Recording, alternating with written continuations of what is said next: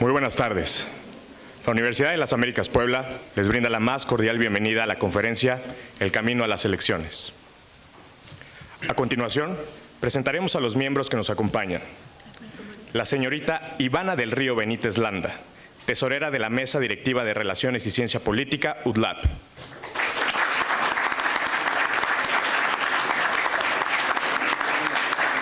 El joven Suriel Caballero, secretario de la Mesa Directiva de Relaciones y Ciencia Política, UDLAP.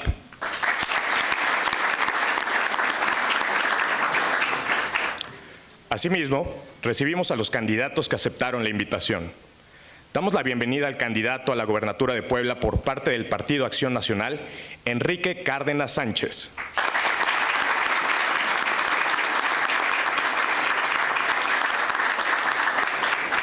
Saludamos al candidato para la gobernatura de Puebla por parte del Partido Revolucionario Institucional, Alberto Jiménez Merino.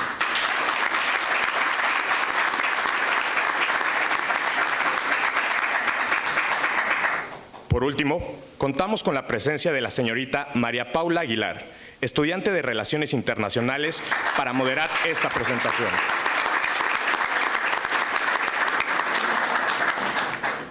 A continuación me permitiré leer las semblanzas de nuestros candidatos. Enrique Cárdenas Sánchez, candidato a la gobernatura de Puebla por parte del Partido Acción Nacional.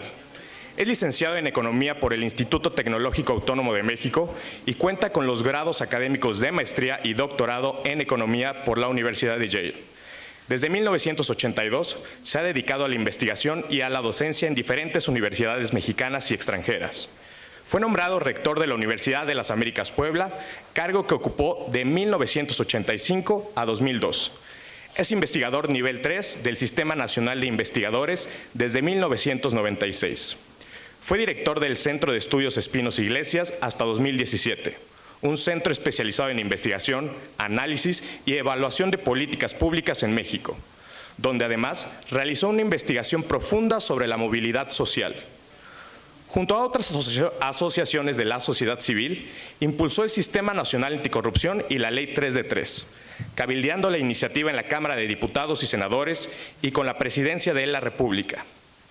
En 2018 fue uno de los fundadores de Puebla contra la Corrupción y la Impunidad. Por otro lado, Alberto Jiménez Merino, candidato a la gobernatura de Puebla por el Partido Revolucionario Institucional. Es ingeniero agrónomo. Ha sido maestro e investigador, así como rector de la Universidad de Chapingo. Tiene una amplia experiencia en el servicio público, desde subdelegado de Desarrollo Rural, delegado regional de la Secretaría de la Reforma Agraria y secretario de Desarrollo Rural del Estado de Puebla en 2 ocasiones. Fue consultor de la Organización de las Naciones Unidas para la Alimentación y la Agricultura. Ha estado en misiones de alto impacto sobre cooperación internacional en más de 20 países a lo largo del mundo. Tiene 15 libros escritos en temas de agua, campo, medio ambiente, industrias y más de 250 artículos científicos. Su trayectoria ha sido reconocida con 3 doctorados honoris causa.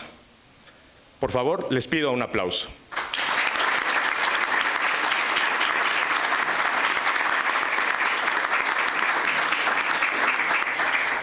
A continuación, explicaré la dinámica de la conferencia.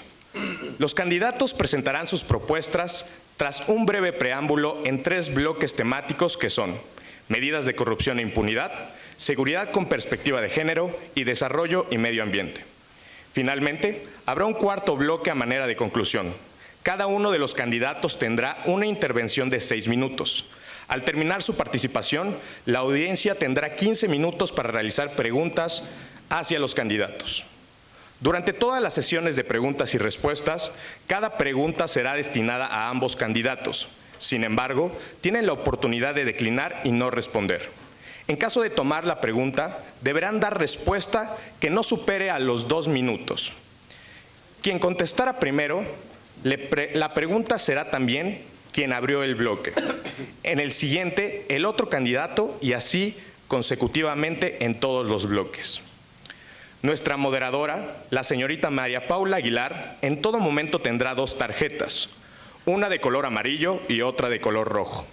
La amarilla se levantará cuando quede 1 minuto a los candidatos y la tarjeta roja cuando haya expirado el tiempo. Cabe decir que habrá un cronómetro a la vista de todos nuestros asistentes. Asimismo, podrá interrumpir a los candidatos para preservar el diálogo respetuoso y concreto entre los candidatos y la audiencia. El orden en el cual hablarán los candidatos será por orden alfabético, el apellido paterno y alternando. Esto significa que el candidato Enrique Cárdenas Sánchez comenzará el bloque primero y el tercer bloque, mientras que el candidato Alberto Jiménez Merino iniciará el segundo y cuarto bloque. Damos inicio al primer bloque. Medidas de anticorrupción e impunidad. La métrica del Centro de Investigación y Docencia Económica ubicaron a Puebla en el lugar 17º de los estados con mayor corrupción por cada 100,000 habitantes. El estudio coloca a Veracruz, Tamaulipas y Chiapas por debajo de nuestro estado. Por otro lado, el INEGI registró 1.5 quejas por actos de corrupción por cada 100 servidores públicos que no cumplieron sus obligaciones, lo que coloca a la entidad en el lugar 15º a nivel nacional. Por otro lado, el Índice Global de Impunidad México 2018 demostró que el estado de Puebla se encuentra en el grupo 4 de impunidad muy alta, colocándonos en la posición 24 a nivel nacional. Desafortunadamente, la cifra negra es del 92.26%, encontrándose por debajo de la media nacional. Además, hay deficiencias en la infraestructura y el personal de las agencias de ministerios públicos, con cifras de 1.73% y 12.32% respectivamente. Cabe decir que también nos enfrentamos a un número reducido de jueces y magistrados, de 1.5 en comparación al nivel nacional, que se cuenta con 3.59 por cada 100,000 habitantes. Ahora cederé la palabra al primer candidato, Enrique Cárdenas Sánchez. Gracias. Gracias. Muy buenas tardes, tengan todos ustedes. A ver, ya llegó mi acordeón. Bueno, efectivamente, me da muchísimo gusto estar aquí esta mañana en un lugar que me trae muchos recuerdos. Me tocó estar aquí cuando se construyó este edificio, el Colegio Gauss, en donde llevamos a cabo, bueno, todo el proyecto de colegios universitarios, que me da especialmente mucho gusto. Perdón que ya me gasté 20 segundos, pero de verdad sí me siento muy emocionado. Corrupción e impunidades son temas claves. No son quizás abiertamente los que el día de hoy se están más duros, que es la inseguridad. Pero ahorita hablaremos de eso también. Pero la corrupción y la impunidad sí están ligados con la inseguridad, porque tenemos un problema naturalmente de policías que tienen corrupción, que el sistema no ayuda a que no haya impunidad. Como parte del trabajo que hice en el Centro de Estudios Espinosa Iglesias, estuvimos metidos en el diseño y la implementación, más bien el diseño y la aprobación de las leyes secundarias del Sistema Nacional Anticorrupción. Y ahí lo que se ve con claridad es que tiene que ser un sistema que realmente amarre. El problema es que la clase política no quiso echarlo a andar, no ha querido echarlo a andar, y ese es el problema. El diseño está bien, pero mientras tengamos una colusión entre Poder Ejecutivo y Poder Legislativo, donde los miembros del sistema sean realmente nombrados por el gobernador o el presidente en turno, tenemos un problema. Por eso, el primer punto que traigo en la propuesta, y lo mismo pasa con el sistema estatal, es proponer una iniciativa de ley para cambiar la forma como se eligen, como se designan a quienes encabezan el Sistema Nacional Estatal Anticorrupción. Es decir, quitarle la parte de los partidos, la fuerza que tienen, la determinación partidista que tienen estos nombramientos y sobre todo, no solo partidista, sino con un gran influjo por parte del gobernador. Por eso lo que tiene que haber es una comisión de selección que sí sea nombrada por el Congreso, pero esta comisión de selección no es de políticos, tiene que ser de personas, instituciones altamente respetadas en la comunidad y que ellos, por sí mismos, designen a los miembros de cada uno de estos organismos autónomos. Por ejemplo, Auditoría Superior del Estado, por ejemplo, el Tribunal de Justicia Administrativa, por ejemplo, la propia Fiscalía especializada en anticorrupción de la Fiscalía General del Estado.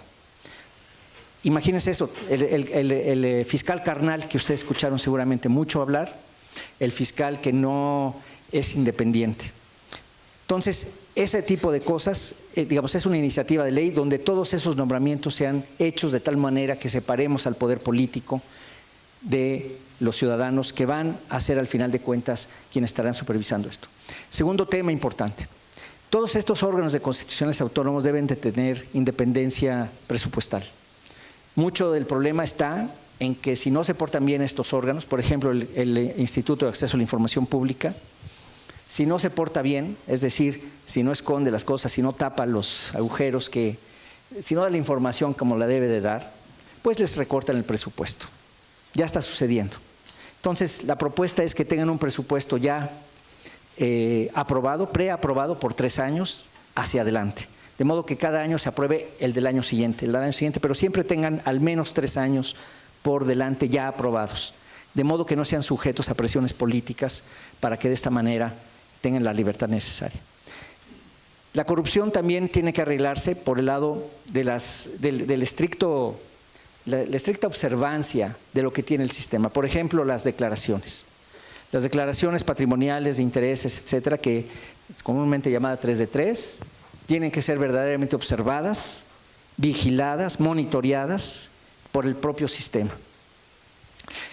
La parte de impunidad va junto con esto, pero ahí sí me voy a pegar un poquito con la parte de inseguridad. La impunidad se debe en buena medida a porque no se hace valer la ley, digo, eso es como obvio. Pero donde se nota más y donde es más lacerante para las personas, donde realmente nos duele a todos nosotros, a ustedes y a mí también me han robado mi reloj en el autobús, o sea, no estoy ajeno pues a las broncas. Tenemos el asunto de que la policía tiene que funcionar bien, tiene que ser una profesión digna, tiene que ser una profesión bien pagada, con su carrera policial, con su escalafón, de modo que puedan ir avanzando en el escalafón de ascenso si se portan bien. Pero eso sí, con una estricta observancia. Candidato. ¿Perdón? Válgame Dios y la vida. Con una claridad de que si hay un problema de corrupción, ese policía no solo es destituido, sino va a ser procesado. Lo mismo con los MPs y los policías ministeriales. Tienen que hacer bien su trabajo. Al hacer bien su trabajo se van a integrar bien los expedientes y no va a haber puerta giratoria y por lo tanto no va a haber impunidad. O sea, el secreto de la impunidad es que quien la hace la pague. Pero no, obviamente lo primero es en seguridad, pero no solo. Empresas que estén tirando el mugrero en el río Toyac tienen que ser sancionadas igualmente. Es decir, que todo el tiempo estemos en eso. ¿Y saben qué? Se necesita multiplicar el número de ministerios públicos, porque tenemos a 2.5 por cada 100,000 habitantes, cuando en Chihuahua hay 26. No tenemos ministerios públicos, no hay quien atienda, no hay investigadores. ¿Cómo queremos que se investiguen? Los dejan así y por eso salen. Entonces, no se puede resolver el tema de la seguridad y de la corrupción y de la impunidad si no arreglamos el sistema de procuración de justicia. Así de claro. Tiempo. Gracias, candidato Cárdenas.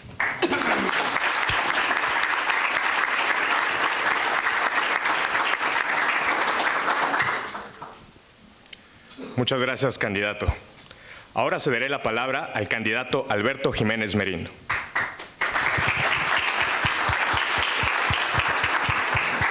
Muy buenos días, muchas gracias por esta invitación a la comisión organizadora. Saludo al candidato doctor Enrique Cárdenas y quiero comentar con todos ustedes. Yo soy Alberto Jiménez Merino, encabezo la candidatura del Revolucionario Institucional a gobernador de Puebla a través de lo que hemos dado en llamar un nuevo comienzo. Un nuevo comienzo es la posibilidad de tener una Puebla unida con oportunidades para todos. Y quiero también transmitir mi gusto por estar nuevamente aquí. Mis últimos 2 antecedentes en la Universidad de las Américas es como director de la Comisión Nacional del Agua, haciendo equipo con los responsables de atender este elemento vital a fin de poder poner la norma de aguas nacionales acorde al usuario, y eso me da mucho gusto haber podido servir y contribuir. Y también tener el compromiso con la autoridad de la Universidad de las Américas de hacer una coedición coedición conjunta de Herbolaria Mexicana, una de mis publicaciones que hace un momento se comentaba. Somos, según el IMCO, el 9º lugar nacional en el índice de impunidad. Y para ello debemos, para atender este problema, debemos fomentar el fortalecimiento del Estado de Derecho, que nadie esté por encima de la ley. Y al respecto, quiero decir que no son las propuestas del candidato ni las promesas en un nuevo comienzo lo que nos mueve, sino escuchar la voz ciudadana, escuchar las mejores propuestas. Sin embargo, lo que hemos recogido hasta ahora es involucrar a los sectores sociales en la procuración e impartición de justicia, que haya consejos ciudadanos, que la gente esté más vigilante, que haya una mayor participación y corresponsabilidad ciudadana, formar consejos para poder tener las mejores opiniones y la experiencia es un planteamiento que hacemos también en otros sectores. Tener reformas de fondo al sistema de seguridad, tener una depuración del Ministerio Público, reabrir oficinas del Ministerio Público en los distritos, pero también darnos la oportunidad de valorar la posibilidad de tener ministerios públicos móviles que puedan estar atendiendo todos los requerimientos de la población. Una estrecha coordinación con la Guardia Nacional, siempre con respeto y colaboración. Un fomento importante a la cultura de la legalidad, donde podamos tener elementos de factores éticos y cívicos dentro de los contenidos educativos y cosas tan elementales como decirle a los niños, decirles a los jóvenes que si no es de ellos, seguramente es de alguien. Y consolidar, por supuesto, el modelo de justicia penal acusatorio para poder atender estos problemas.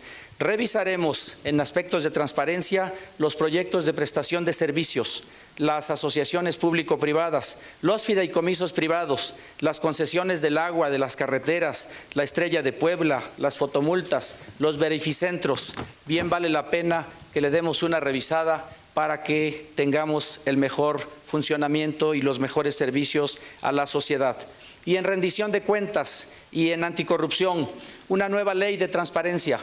No se pueden resolver las cosas por decreto, pero ayuda a que haya una ley que obligue a los funcionarios. Esquemas ciudadanos de observación, contralorías sociales, que los beneficiarios puedan asegurarse que las obras, que los servicios que presta el gobierno estén bien hechos, funcionen, que estén con los costos adecuados. Códigos de ética que permitan adoptar esquemas de modernización administrativa, firma de acuerdos sociales anticorrupción, transparentar la disposición y el manejo de la deuda pública, entre otras cosas, son las propuestas que en este apartado quiero compartir con ustedes. Muchas gracias.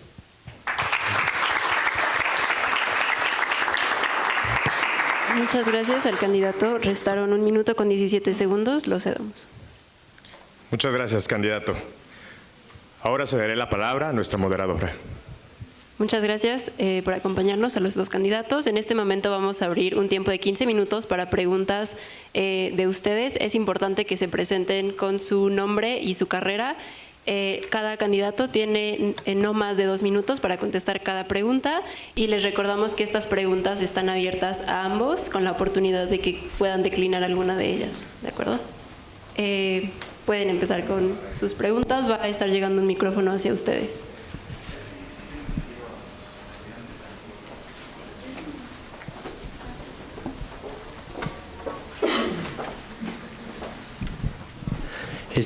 Soy Diego Moya Castillo. Y mi pregunta es para los dos candidatos: ¿cómo se ve el tema de la Guardia Nacional?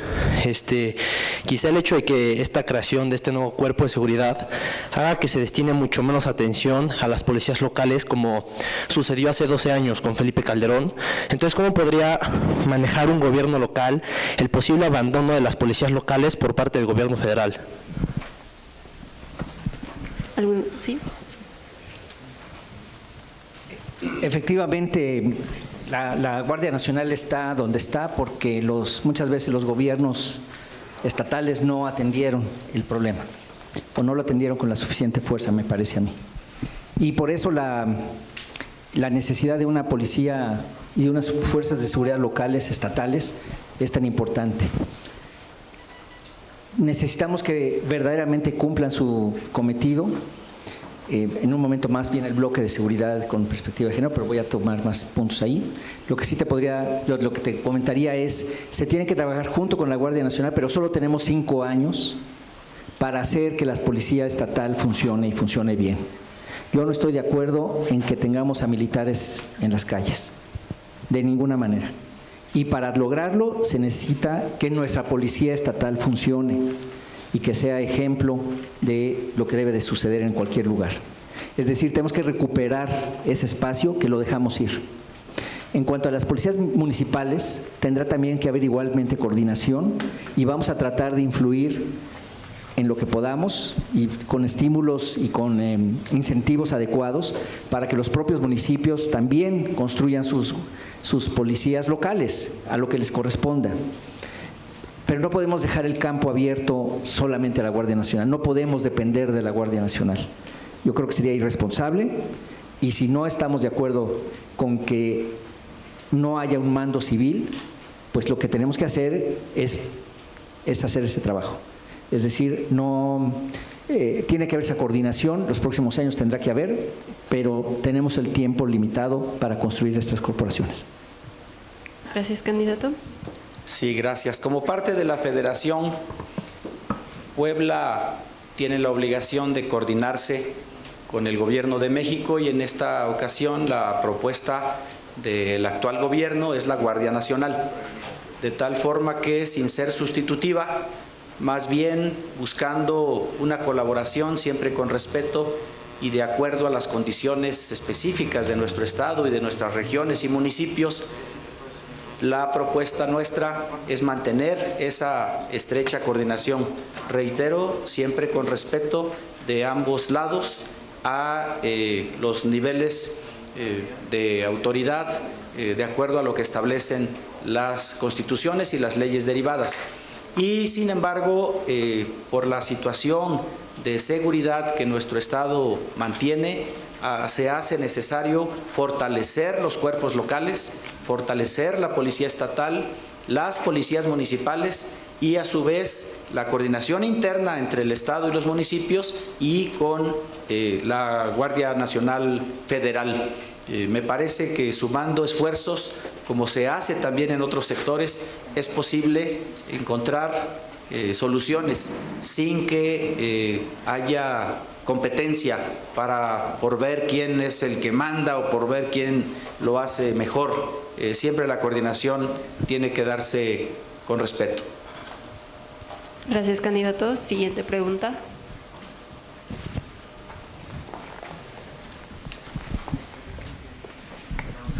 Buenas tardes, candidatos. Mi nombre es An Cervantes, estudio Economía. Y mi pregunta tiene que ver más con participación civil en el combate a la corrupción. ¿De qué manera una nueva educación cívica y promoción de la participación ciudadana puede apoyar al combate de la corrupción?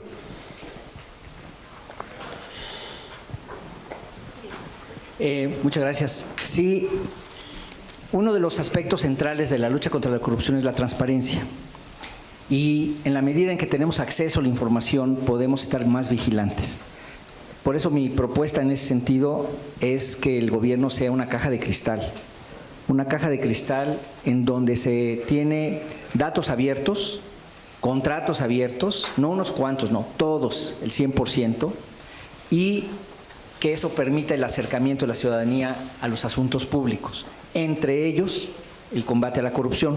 Como sabemos hay varias, me tocó fundar una antes de este mitote, entrar a este rollo, la Puebla contra la corrupción y la impunidad, existe Mexicanos contra la corrupción y la impunidad también, y lo que estamos buscando ahí es precisamente el que la ciudadanía se meta, y nos podemos meter más fácilmente cuando hay transparencia, cuando hay vigilancia. La otra parte que también vamos a poner estamos proponiendo unos consejos ciudadanos en donde haya diferentes perfiles. Los jóvenes, por ejemplo, ahí son importantes, porque en estos perfiles y en estos consejos la idea es que sean consejos de gente conocedora, pero también de gente que traiga ideas nuevas. Consejos que van por eje del propio plan de gobierno, pero que tengan poder, o sea, que sí se les distribuya poder a esos consejos, no sean de papel. De modo que puedan, por ejemplo, asegurarse que lo que es la política pública sobre tal tema efectivamente se esté llevando a cabo. Asegurarse o detectar si hay, por ejemplo, actos o prácticas de corrupción en esa parte, que lo puedan detectar y lo puedan denunciar. Es decir, que los ciudadanos se metan realmente a la vida pública, teniendo primero acceso a la información, porque de otra manera, ¿cómo le haces? Y dos, con funciones específicas de gobierno, sin rehuir a la responsabilidad que cada quien tiene, pero ciertamente a la posibilidad de que se escuche y de que tenga derecho, digamos, de picaporte cada uno de estos consejos con el gobernador, que puedan, más bien que tengan que dar informes públicos realizados por ellos mismos, por ese consejo, sin tener que pasar por el secretario o por el gobernador. No. Ellos solitos van y van a decir lo que es. Y sean además consejos, ¿ya es hora? Consejos, digamos, que se van escalonando. Entonces, eso forma de participación directo, sobre la parte de corrupción, pero también sobre otros temas de gobierno. Sí, Sam, la educación es lo único que transforma a los seres humanos y los valores éticos y cívicos, por supuesto que son fundamentales, y si se hacen desde las etapas tempranas, desde los primeros niveles escolares, creo que van a tendrían un buen resultado. Yo soy todavía de las generaciones que hacíamos honores a la bandera cada 8 días, todavía a nivel de preparatoria, que llevábamos educación cívica, que nos decían que a los padres había que hablarles de usted, que los veo hace 2 años, incorporó nuevamente valores éticos y cívicos, cosa que yo felicité, porque me parece que es desde la infancia, desde la juventud, en donde se puede formar a las personas en todos los campos de la vida, pero ahora en la impunidad, en los temas de corrupción, en la seguridad, creo que algo estamos dejando de hacer en esas etapas escolares, en esos grados básicos escolares, y habrá que volver a retomarlo. Recomendaciones tan elementales como si no es tuyo, es de alguien, no las veo yo, nunca las vi en los libros y nunca las escuché de mis maestros. Y creo que con pequeñas acciones, con acciones sencillas, es posible corregir muchas cosas. El decirle al niño que hay un bote de basura y que no puede andar tirando la basura por todos lados, lo aprende en 4 o 5 veces que se lo estás orientando. Y también allí hay mucho por hacer todavía, pero sí considero que los valores éticos, cívicos, la educación cívica, tienen un papel muy importante en muchos de los problemas que hoy tenemos y que debe ser parte de una de las líneas de atención integral. Por un lado el castigo, por un lado lo que estamos discutiendo, pero por otro lado la formación de los seres humanos. Gracias, candidatos. Recordamos a los asistentes que las preguntas de este bloque son acerca de métodos anticorrupción e impunidad.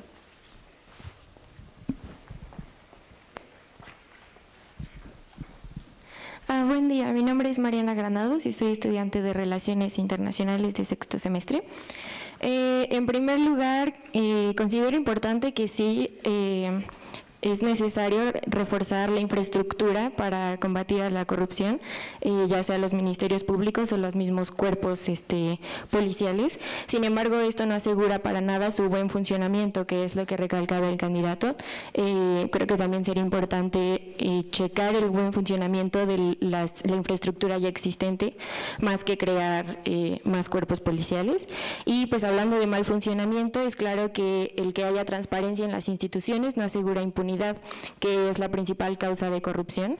Y bueno, yo creo que considero aún más importante que la corrupción que más daña a México no es la de su sociedad civil, sino la de su élite política. Creo que los problemas más importantes son lavado de dinero y desvío de recursos. Entonces, ¿cuáles son sus propuestas respecto a esto? Y no solamente para crear más fuerzas para combatir a la corrupción, sino para asegurar que los casos que ya son conocidos y las instituciones que ya tenemos funcionen adecuadamente y tengan un seguimiento. Gracias. Mira, justamente lo que mencionas, yo estoy totalmente de acuerdo. Es precisamente el reforzar o el transformar lo que tenemos. No podemos desperdiciar recursos, no se trata de inventar algo nuevo por inventar algo nuevo, al revés.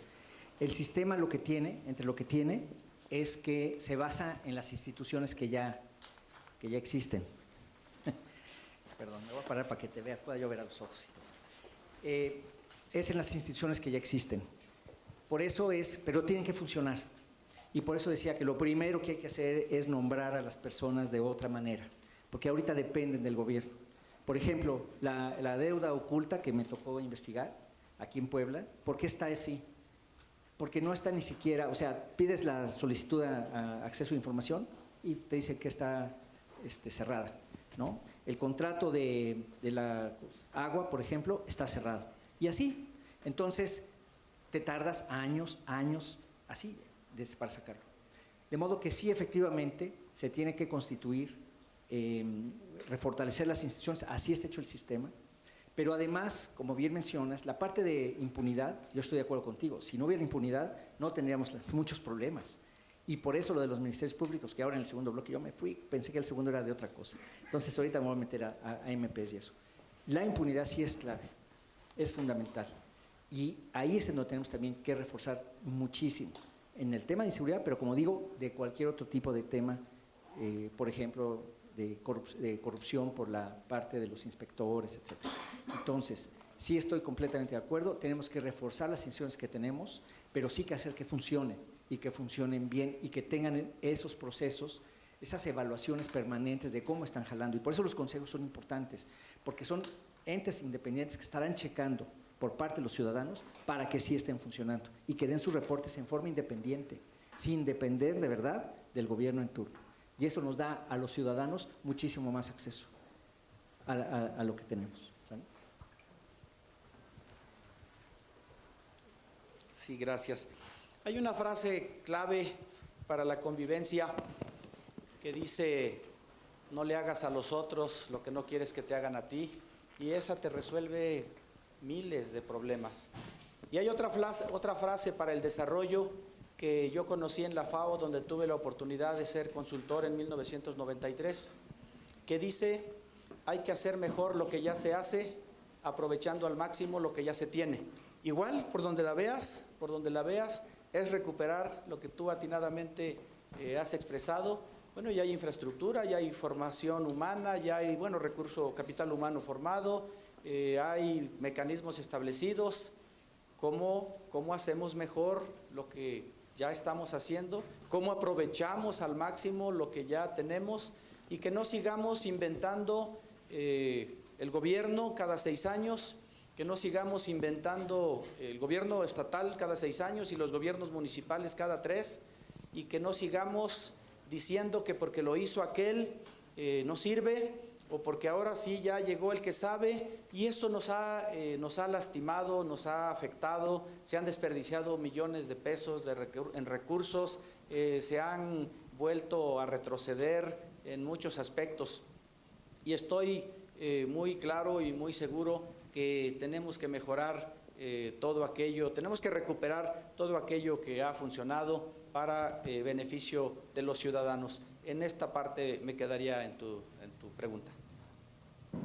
Muchas gracias, candidato. Muchas gracias por las preguntas. Cerramos este primer bloque de preguntas. Bien, damos inicio al segundo bloque. Seguridad con perspectiva de género. El Estado de Puebla durante largos años ha requerido refuerzos en las medidas de seguridad pública. Sin embargo, las mujeres son el grupo más vulnerable actualmente. Un estudio de la Universidad Autónoma Metropolitana y ONU Mujeres reveló que el 56% de las mujeres del municipio de Puebla sufren algún tipo de incidente de acoso sexual y otras formas de violencia. El 25.9% reportó que le hicieron sentir miedo de sufrir un ataque sexual, mientras que el 9.2% ha experimentado persecuciones por sufrir agresiones de este tipo. En el año 2013 se registraron 50 feminicidios, los cuales fueron en aumento para terminar con 98 casos en el 2018. Y lamentablemente, en los primeros 4 meses del año 2019 ya se han registrado 42 casos. Ahora bien, el 8 de abril del 2019, el gobernador interino Guillermo Pacheco Pulido y la Comisión Nacional para Prevenir y Erradicar la Violencia contra las Mujeres declaró alerta de género en 50 municipios del estado tras 5 solicitudes en 2016 y 2017 por organizaciones civiles y la Comisión Nacional de Derechos Humanos. Ahora cederé la palabra al candidato Alberto Jiménez Merino. Muchas gracias. Sí, somos el 7º lugar nacional en feminicidios a nivel estatal, como Estado.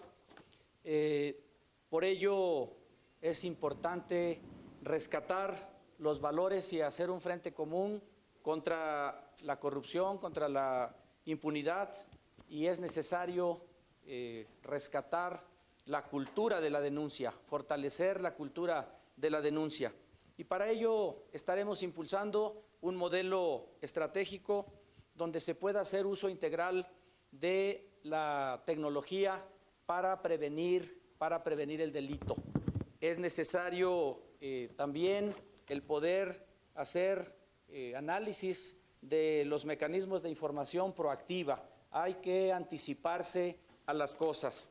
Cada 5 días en 2018 una mujer fue asesinada, según el Observatorio Social y de Género de la Universidad Iberoamericana, y por ello, en el caso del feminicidio, estamos proponiendo cadena perpetua para violadores y feminicidas, el compromiso de crear la Fiscalía para la atención de los delitos contra la mujer y de género, y en donde sea una mujer la que esté al frente de esta responsabilidad.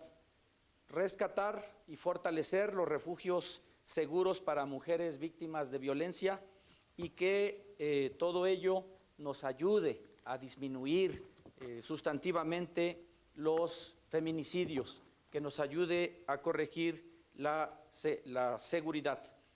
Y en seguridad a nivel general, mantener, como ya dijimos, la coordinación estrecha y con respeto con la Guardia Nacional, nombrar a un secretario de Seguridad Pública con formación militar que no esté en activo, militares retirados. Ya en otra ocasión hemos tenido ese tipo de casos en Puebla.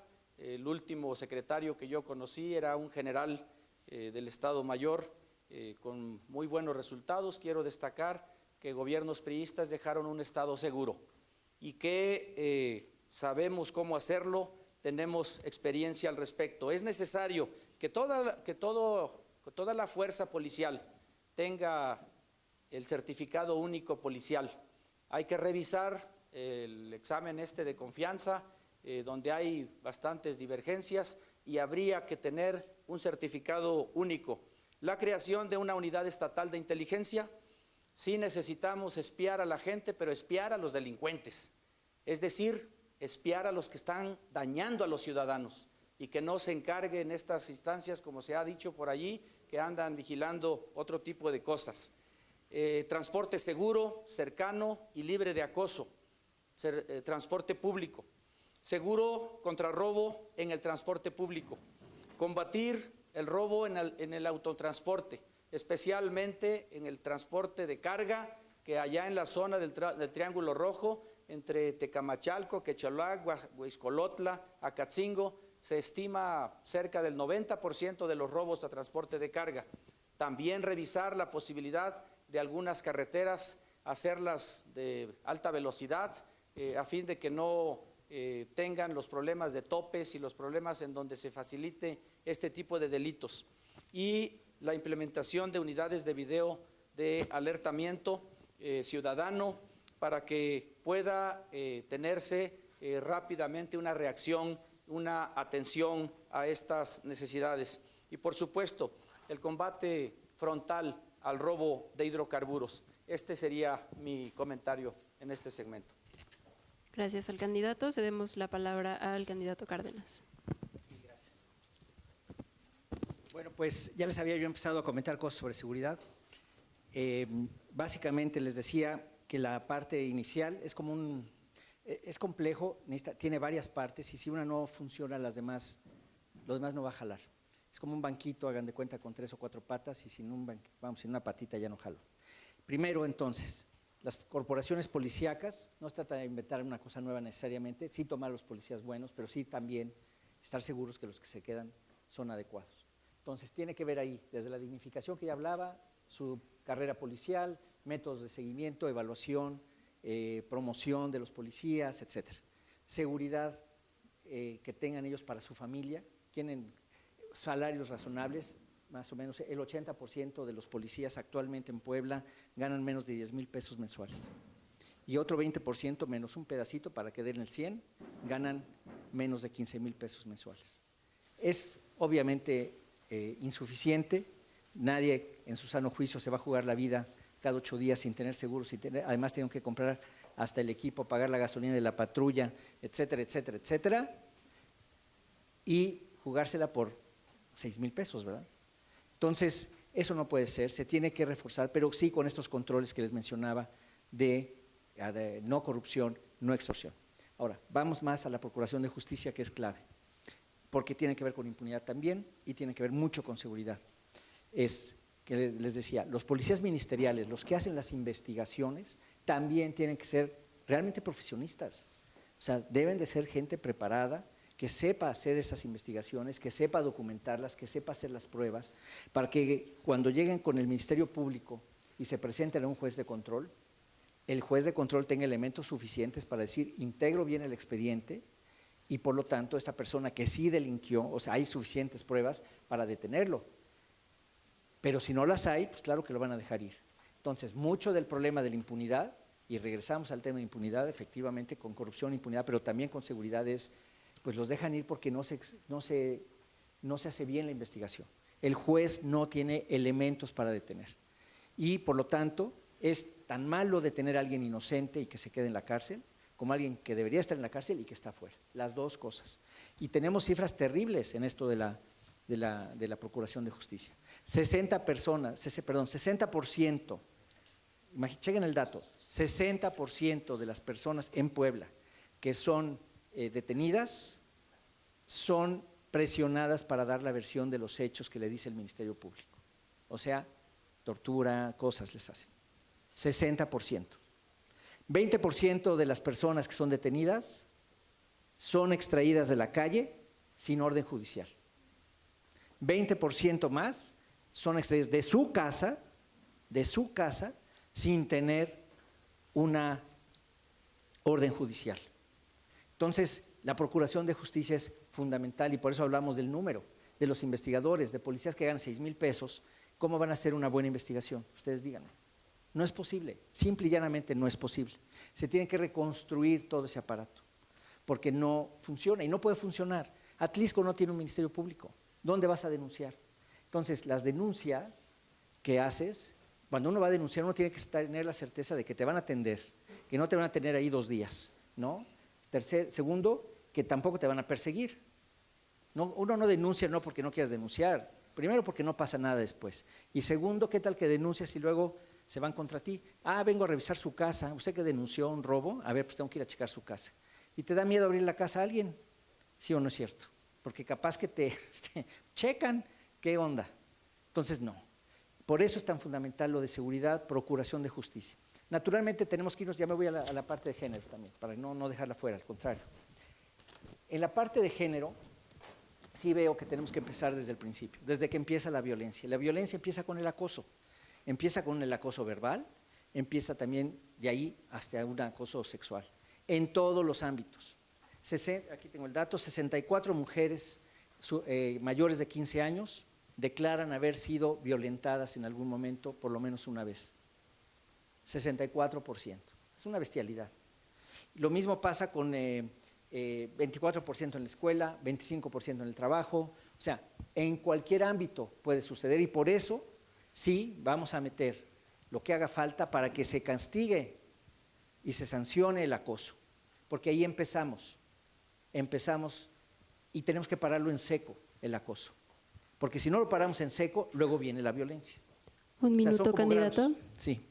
Entonces, el acoso es muy importante sancionar. Obviamente recuperaremos los refugios que han sido cancelados recientemente, obviamente los vamos a recuperar. Tiene que haber casas de protección, albergues, ayuda psicológica, jurídica, también asesoría para víctimas, hombres y mujeres, en los ministerios públicos que no las hay. También tener para esos casos abogados de oficio, que luego no, la gente que a veces las meten ahí sin deberla ni temerla no tienen cómo defenderse. En la parte de los indígenas es muchísimo peor. Ningún indígena que está ahorita en la cárcel tuvo chance de tener un intérprete para escuchar los cargos en su contra. Y hay 30% de indígenas en la cárcel. El 30% de los que están en la cárcel son indígenas. Díganme si no es una injusticia. Entonces, ese tipo de cosas se tienen que resolver, porque lo que está haciendo es deteriorar nuestro tejido social, porque ya no creemos en las instituciones, porque no… Y yo lo que le estoy proponiendo es un gobierno de los ciudadanos, regresar a los ciudadanos al poder. Eso es lo que le estoy proponiendo.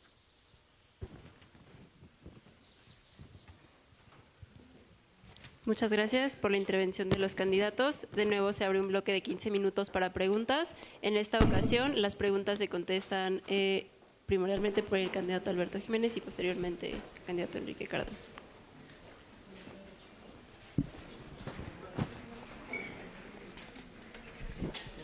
Hola, mi nombre es Begoña Robredo, estudio Relaciones Multiculturales aquí en la UDLAP.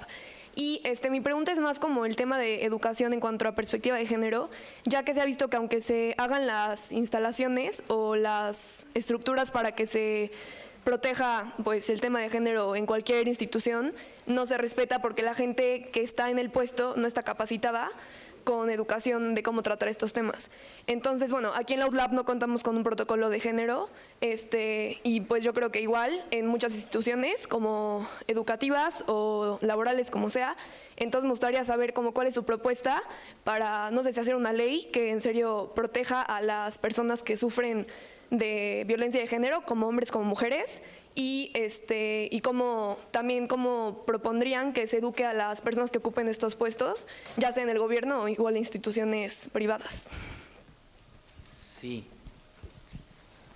La formación de capital humano, la capacitación de recurso humano para la atención de los programas y por supuesto de los principales problemas que enfrenta la sociedad es fundamental, es básico.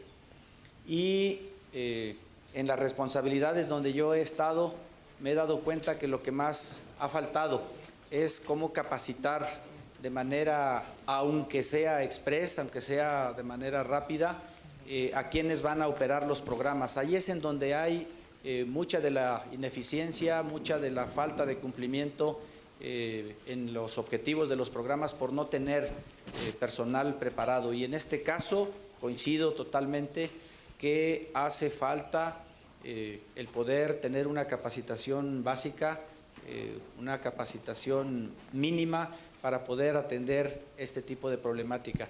Mi propuesta es la capacitación, es la formación de recursos humanos. ¿Por qué los gobiernos? ¿Por qué no le destinan recursos a la capacitación? Porque no luce, porque no se puede presumir como entregar un cheque o entregar una cosa material, y por ahí es en donde creo que se ha minimizado y menospreciado la parte más importante del desarrollo, que es capacitar a la gente, a quienes operan los programas y por supuesto seguir asesorando y orientando a los beneficiarios. Gracias, candidato. Candidato Enrique Cárdenas. Sí, bueno, básicamente ya había yo comentado la necesidad de la capacitación permanente con evaluaciones. Por eso la carrera policial es importante. No es que un día te capacitan y ya quedaste, ¿no? Sino que tiene que estar constantemente subiendo. Ese es un tema. Y otro que me gustaría comentar es que también en cuanto al acoso, lo que dices tú, que aquí no hay un código de cómo resolver problemas, es un tema que se está empezando a dar. Yo lo sé, por ejemplo, en el CIDE lo acaban de poner hace poco y así. Y yo sí propondría, y creo que tengo que averiguar si tiene que ser una iniciativa de ley, pero tiene que ser obligatorio en todos lados. en todos lados, porque el acoso sucede en todos lados. Así es que a eso me refería con ir durísimo sobre el acoso y a lo que decía yo también, pues de lo que hiciera falta, ¿me explico? La verdad es que no te puedo decir en este instante si es una ley o es un qué, pero si no existe esa prescripción, hay que hacerla y luego irse contra eso.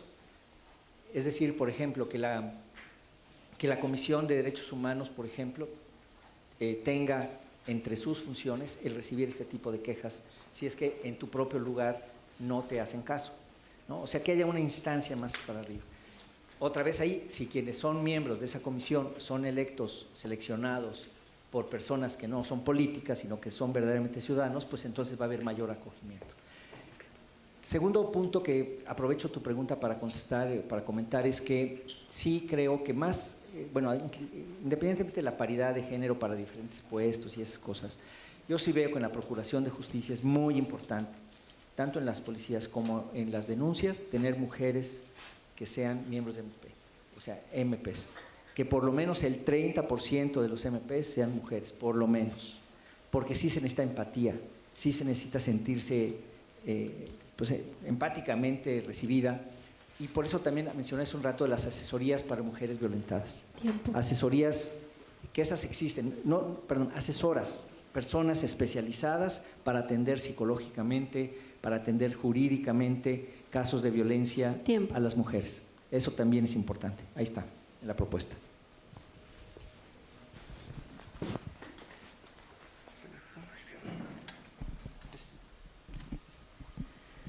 Hola, buenas tardes. Mi nombre es Julieta López Correa, segundo semestre de Relaciones Internacionales.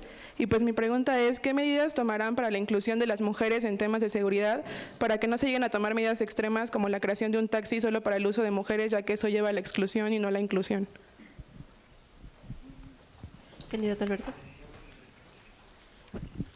En mi gobierno propongo que la mitad de los cargos públicos sean mujeres, la mitad hombres, y en la misma proporción en cada género haya jóvenes. Y luego la creación de la Secretaría de la Mujer para poder tener atención a la problemática de este sector de la población que es más del 50%. Pero fundamentalmente, además de esto, la creación de consejos ciudadanos que nos permitan tener la voz especializada, que nos permitan tener más voces, más ideas y poder tomar la mejor decisión, que no sea la decisión unilateral del gobernador o del secretario correspondiente o la secretaria correspondiente, sino que haya siempre una posibilidad de encontrar las mejores propuestas. Gracias. Sí, en la parte de no llegar al extremo, yo estoy totalmente de acuerdo. El problema es que se podría generar exclusión. Y por eso es que hablaba yo de la atención igualitaria, digamos, de mucha empatía con las mujeres. Tiene que haberse respeto. Cuando hablamos de lo del acoso hace un rato, es a eso a lo que me refiero. Se está llegando al extremo en el metro de la Ciudad de México o acá en los autobuses rosas también y tal, pues que sean exclusivos para mujeres, porque no hay el respeto de los hombres. Los hombres, aquí los que están, hay más mujeres que hombres, pero bueno, los que estamos, los poquitos que estamos, tenemos que respetar mucho más a las mujeres. O sea, sí es un problema también muy importante de los hombres. Y por eso lo del acoso es importante. Porque si ahí, clarito, no se tolera, imagínate que en un camión, por ejemplo, en un autobús, todo con cámaras, ¿no? Todos tendrán que tener cámaras. Tendrán que tener cámaras para poder vigilar con tranquilidad, vamos, bien a las situaciones. Hay un tema de acoso, ahí se tiene que actuar, como si te hubieran robado algo. A eso me refiero. Entonces, a medida que hagamos eso, se va a empezar a respetar más, porque se va a saber que eso está mal hecho. Para empezar, no es normal, no nos podemos acostumbrar. Y por eso pienso que en la medida en que vamos metiendo cero tolerancia, aún para las cosas relativamente simples, pero en el caso de la violencia en mujeres, el acoso es el inicio, vamos a empezar a cambiar también la cultura, a que todo el mundo sepa que eso es incorrecto. Y si hay manera de quejarse, si hay manera de procesar casos de esa naturaleza, entonces va a tener una salida. Va a tener una salida razonable, sensata, civilizada, y no solamente de tipo coercitivo. Así es que es parte del sistema.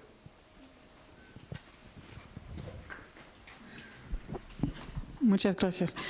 Mariana Marchand, profesora investigadora del Departamento de Relaciones Internacionales y Ciencia Política. Pues ustedes han comentado ya unas cosas acerca de cuestiones de seguridad de género.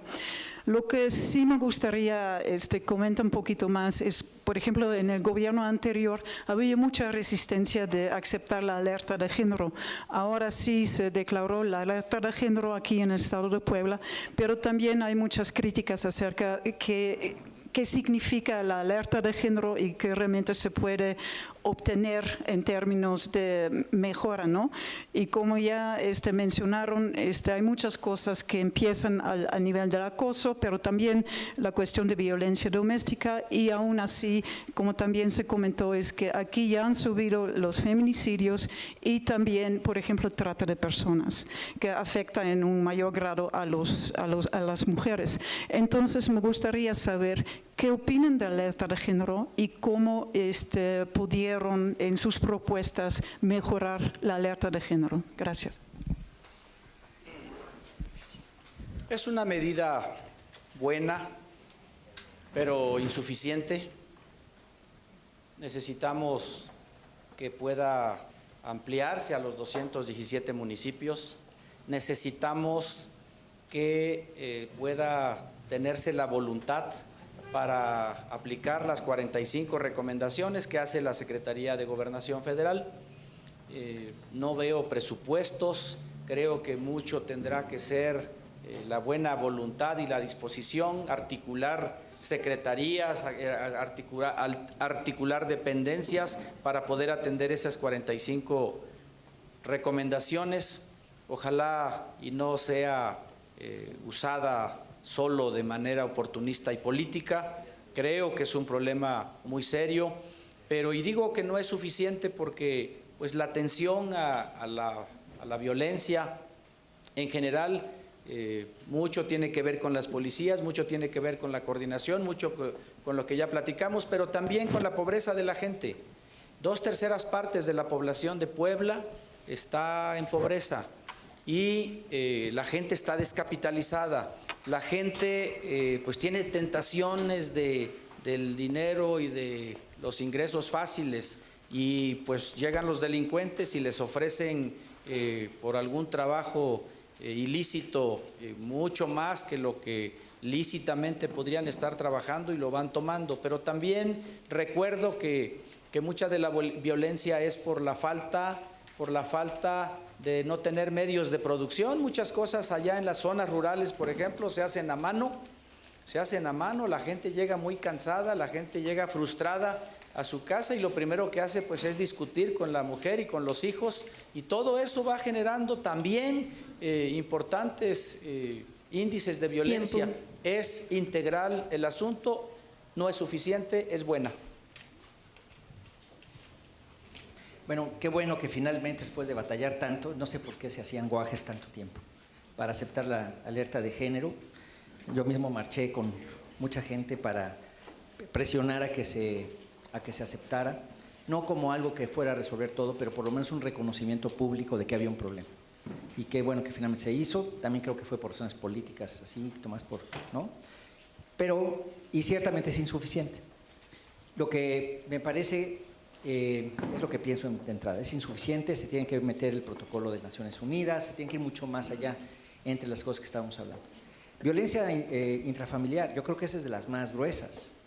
Esa violencia intrafamiliar es muy pesada, muy difícil, porque pues te metes a la casa de la gente. Y mucho del problema es que las mujeres no denuncian. Y no denuncian pues por muchas razones. Una de ellas es que no encuentran ninguna empatía cuando van a denunciar, porque piensan que no va a pasar nada, porque además, ya que denunció, pues el marido se la va a cobrar doble, ¿no? Entonces, la verdad, la tiene muy gruesa. Y, por lo tanto, se requieren todos estos mecanismos de confianza, de que se vaya generando una confianza, de que tú como mujer violentada en tu casa puedas ir a denunciar a tu pareja y que puedas realmente sentirte segura. por eso los albergues son importantes y demás. Pero también el trabajo, yo ahí veo que hay muchas organizaciones civiles que se han dedicado a atender ese tipo de problemas. Tengo una hija que está en una organización civil, justamente le está tocando ir a juicios y todo, está en Estados Unidos, no está aquí, y eso se está dedicando ahora, porque es consciente de ese tipo de problemas y cómo se tienen que procesar. Muchas veces el problema es no solo que haya el problema, ya bastante malo es que haya el problema, pero se empeora cuando no tienes una salida, cuando no tienes manera de quejarte o de por lo menos retirarte de tu casa bien, ¿me explico? O que se vaya el otro más bien. Entonces, bueno, es un tema y sí se tiene que atender con lo que acabamos de platicar. Listo. Muchísimas gracias a los participantes. Es hora de abordar el tercer bloque. Desarrollo y medio ambiente. En marzo de este año se anunció un plan de desarrollo que contiene 30 puntos claves, de los cuales destacan los siguientes. El gobierno estatal invertirá en sistemas de conectividad con modelos de bajos costos respecto a modelos comerciales para dotar de telefonía e internet a comunidades rurales. De igual manera, se mencionó que se instalará un grupo de trabajo interinstitucional en el que el gobierno y sociedad civil unirán esfuerzos para realizar acciones efectivas de prevención de la trata de personas en la entidad. En cuanto a la situación ambiental en el estado, Greenpeace reportó que Puebla está entre las 8 ciudades más contaminadas del país. La Comisión Nacional del Agua señala que solo el 22% de cuerpos de agua superficiales tienen buena calidad. El aire también se encuentra en malas condiciones. La organización Respira México afirma que de 2011 a 2016 hubo 9.6 meses de mala calidad de aire. Asimismo, la biodiversidad del estado está en riesgo debido a los incendios forestales, dado que la Comisión Nacional Forestal declaró que Puebla es la entidad más afectada por incendios forestales en lo que va del año, con un daño de 7.105 hectáreas a través de 151 eventos. Ahora cederé la palabra al candidato Enrique Cárdenas. Muchas gracias. Bueno, muchas gracias. Bueno, en desarrollo económico, desarrollo del medio ambiente y medio ambiente, me voy a referir primero a la parte económica. Estoy convencido de que Puebla no ha aprovechado cabalmente el potencial que tiene y me da a veces la impresión que la mitad del estado sí está en el TLC y la otra mitad no está en el TLC. Hagan de cuenta que vivieran en una economía totalmente cerrada. Una de las propuestas es abramos a Puebla, a que todo mundo esté en el TLC. En la Sierra Norte, hagan de cuenta que están aislados, como en una isla. No hay carreteras adecuadas, los caminos están mal, etc. Entonces, una manera es detonar crecimiento. Para eso se necesita inversión y para eso necesita Estado de Derecho justo y seguridad y etcétera, lo que hemos hablado. Entonces, bueno, pero una idea clara es tenemos que abrirnos, tenemos que abrir la economía para todos y entonces va a empezar a fluir más inversión y más desarrollo. En la parte social y de medio ambiente también, les quiero decir que uno de los proyectos centrales de esta propuesta es agua para todos, agua para siempre le ponemos. Lo que quiere decir es que cultivemos el agua, que podamos llevar agua a cada casa y a cada escuela de este estado. Y hay miles de escuelas que no tienen baños y que no tienen agua. Entonces la propuesta es llevar agua, que tengan agua más bien, que tengan agua y que tengan baños. ¿Cómo? A través justamente de este proyecto que está allá por Tehuacán, que aquí hay los tehuacaneros de este lado, que los conozco, que tienen un proyecto maravilloso desde hace más de 30 años, en donde se cultiva el agua, se retiene, se utiliza para cuestiones agropecuarias y también para tomar. Tienen captadores de agua tales que les permiten sobrevivir a una familia sin problemas durante todo el año. Entonces, ¿qué hace además? Es ecológico, porque lo que hace es revivir, o bueno, rellenar los mantos freáticos, los suelos los va mejorando, hay que forestar naturalmente en algunos lugares, pero eso incluso no es solamente para las comunidades apartadas, también incluso para la ciudad de Puebla, que también tiene problemas de agua. Aquí en Cholula tenemos menos problemas de agua, pero en Puebla hay muchísimas colonias a donde les cae agua una vez a la semana, o dos si acaso, y eso se puede resolver. No estamos capturando nada del agua que viene de la Malinche, porque cae al río Atoyac, que está hecho un asco. y por lo tanto lo que necesitamos hacer es, obviamente, ya dieron la cifra de cuántos ríos están contaminados, pues eso es lo que tenemos que atender. Y ahí la impunidad otra vez, ¿no? El que las empresas que están tirando mugrero al río sean sancionadas. Más el echar a andar las las plantas de tratamiento, más otras obras, otras cosas que hay que hacer. Pero yo les diría, conservación no es suficiente, es restitución del medio ambiente.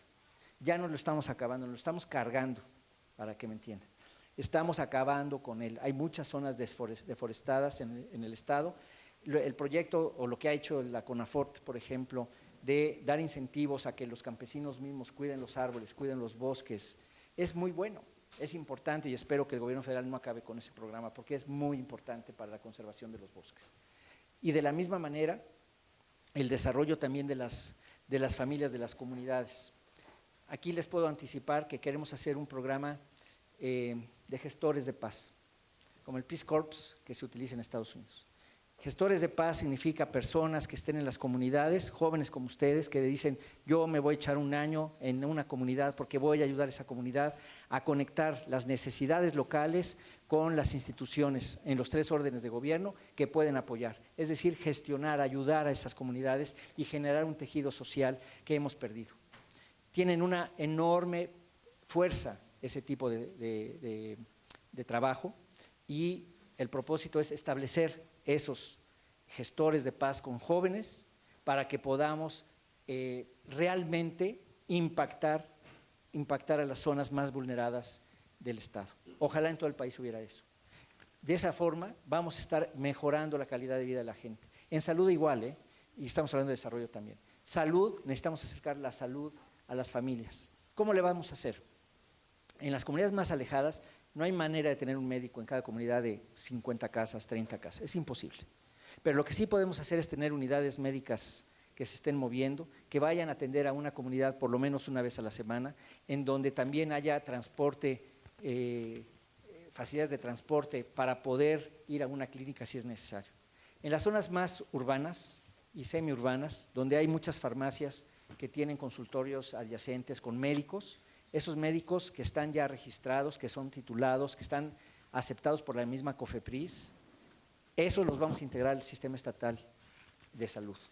Lo que va a significar es que esas personas, o sea, cualquier persona podrá ir a esos consultorios, podrá atenderse, lo recetarán, tendrán sus medicinas y esa será la primera visita que van a estar haciendo al médico. Si con esa primera visita quedan, pues ya quedaron y qué bueno. Si no, si tienen necesidad de ir con un especialista, de ahí mismo los canalizan con un especialista en los hospitales. O sea, vamos a aumentar, ¿saben cuántos tenemos de esos? 500 y pico de farmacias, bueno, de consultorios con farmacias decentes. 500 y pico. Y tenemos solo 700 médicos generales en el estado. Entonces, con eso vamos a aumentar más o menos el 80% de la atención a la salud.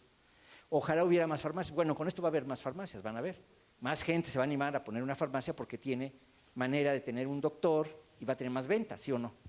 Y razonable, qué bueno que alguien se ponga a ese negocio. Pero claro, lo que vamos a pagar es sensato, razonable y transparente también a cada quien. Bueno, gracias. Candidato Alberto Jiménez Merino. Gracias.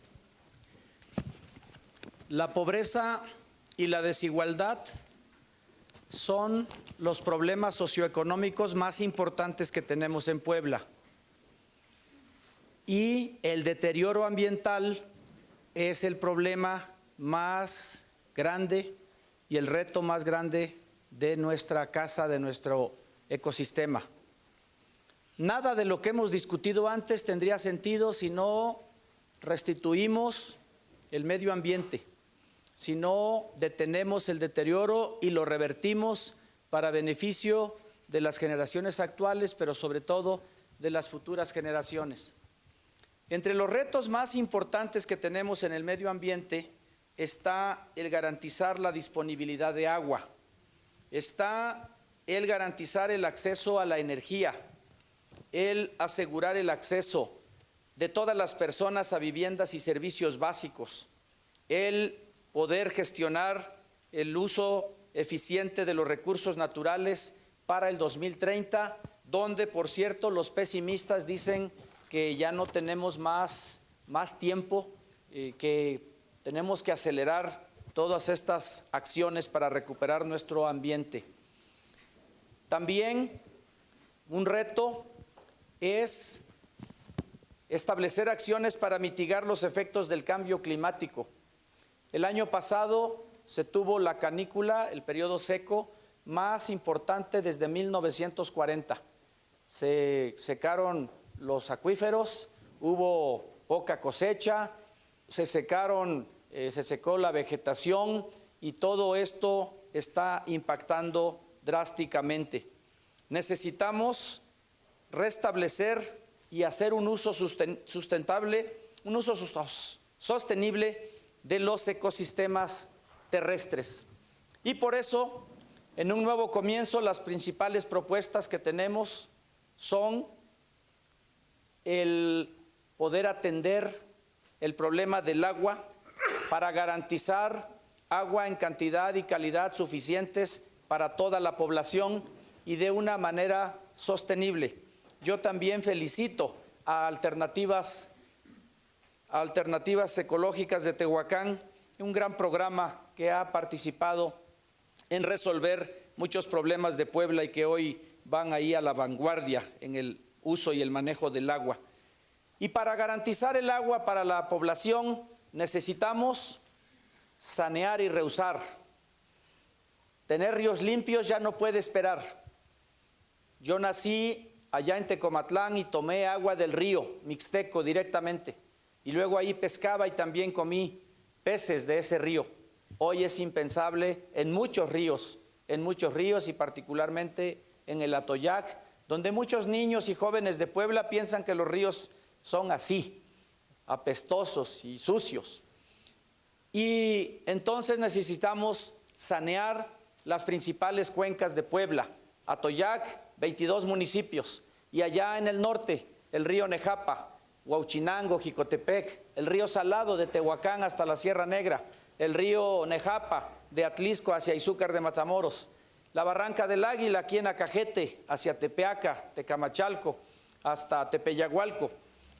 Pero también necesitamos recargar los acuíferos, y para recargar los acuíferos tenemos dos vías: la reforestación, que es la recarga natural a través de la lluvia, y la construcción de obras que nos permitan captar la lluvia y poder infiltrar al subsuelo y recargar manantiales y pozos. Y finalmente, para garantizar el agua, hay que tecnificar el riego de los campesinos, porque el 70% del agua que se extrae del subsuelo se utiliza en riego tradicional que tiene un alto nivel de desperdicio. Por un lado, estaríamos elevando la productividad agroalimentaria y por otro, podríamos tener volúmenes disponibles para canalizarlos a otros usos en los centros de población. También el impulso a la utilización de biocombustibles para la generación de energías. Es tiempo de las energías limpias, la solar, la eólica y los biocombustibles. Por eso también programas de energías alternativas en donde la solar tiene mucho mayores ventajas en este momento. La eólica ahí viene atrás. Solo hay un solo proyecto de eólicas en Puebla, el que está allá en Esperanza, a la salida para Orizaba. Programas de uso de la energía solar en el bombeo de agua, en la industria de la masa y la tortilla, en otros usos industriales, a fin de que podamos bajar los costos de producción y, por supuesto, también contribuir a reducir el calentamiento ambiental. Mejores tecnologías en el manejo de residuos sólidos. Muchos municipios están tirando su basura allí en las barrancas y en los ríos por no tener un relleno sanitario.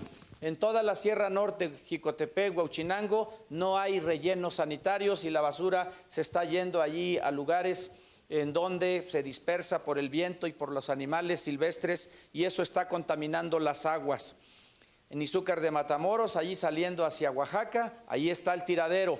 No hay rellenos sanitarios ni usos más eficientes de estos residuos sólidos. La clasificación de la basura todavía está esperando. Son las principales propuestas en medio ambiente que hoy compartimos con ustedes. Muchas gracias. Gracias. Abrimos este bloque de preguntas. Recordamos que la temática es desarrollo y medio ambiente. Buenas tardes, Luisa Fernanda Valdés, noveno semestre de Relaciones Internacionales y Ciencia Política.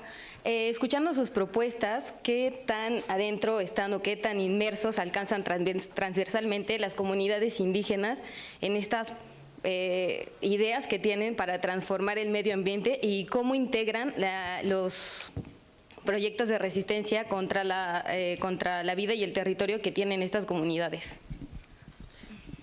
Qué bueno que tocas el tema. Ciertamente de lo que se trata es justamente de inclusión completa y de igualdad de oportunidades con inclusión. Y las comunidades indígenas, pues evidentemente, están ahí. En la parte del medio ambiente, con las comunidades, tiene que haber una defensa férrea del medio ambiente, además de sus culturas y de sus usos, pero sí, en el tema de los megaproyectos, por ejemplo, sin duda han sido pues muchas veces aplastados, no han sido consultados como deben de ser, no hay las obras o la parte paliativa o digamos compensatoria de lo que deberían de obtener esas comunidades. No se le pone el costo adecuado al proyecto cuando está destruyendo tanta naturaleza. Son al final de cuentas concesiones federales y lo que le toca al Estado es asegurarse que esas concesiones federales no van a dañar ni el medio ambiente ni tampoco los derechos de las personas. Así es que yo me pondría del lado del medio ambiente, del lado de las personas y de las comunidades para enfrentar algunas de las concesiones que hay que realmente están destruyendo una buena parte de la Sierra Norte. Entonces, sí hay que dar bienvenida al desarrollo, sin duda, pero no de esa manera. Hay que dar bienvenida a la innovación, pero no a costa de todo lo que pudiera implicar en términos de derechos humanos, en términos de derechos de los pueblos que están allá. Yo también comentaría, esta dignificación de las comunidades indígenas, con esto de los gestores de paz, por ejemplo, y demás, sí tratamos, sí de que se sientan incluidos, pero con un respeto pleno a sus propias costumbres, a sus propias tradiciones, ¿no? Entonces sí es una mezcla ahí de ambas cosas.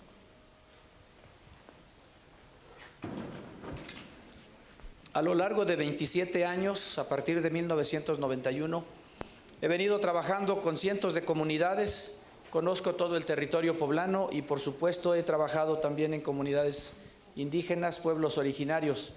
Y para mí lo fundamental es el respeto al uso y la costumbre, el respeto a la tradición, pero también con ellos el trabajo de cómo fortalecer las acciones de cuidado del ambiente y cómo mejorar la productividad en sus procesos que predominan en cada una de estas comunidades.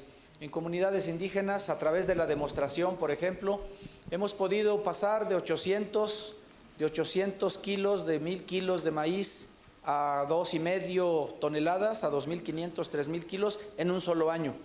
Y es la demostración lo que mejor nos ha dado resultados y sobre todo el poder revalorar o poder darle valor a su lengua originaria, en donde los manuales, en donde todo aquello que sirva para su orientación y capacitación esté también en la lengua de ellos, sí en español, pero también en la lengua originaria. Eso nos ha simplificado muchos procesos a fin de poder agilizar soluciones.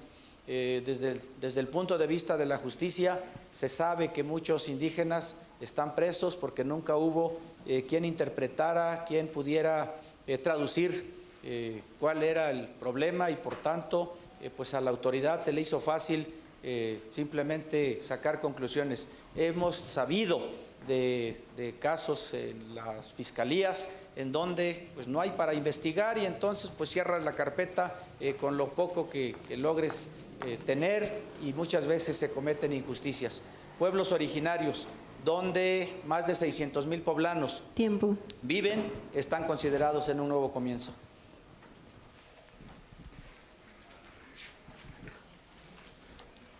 Buenos días, buenas tardes, estudiante de Relaciones Internacionales sexto semestre, Maggie Reyes. Y bueno, como nos dijeron en la introducción, Puebla es uno de los estados con peor calidad del aire, en el cual las partículas suspendidas, que son las más dañinas para la salud, causando asma, problemas respiratorios, hasta cáncer, bueno, exceden los límites que están pues preestablecidos. Y bueno, otro problema, estas partículas son causadas, entre otras, por el sector transporte.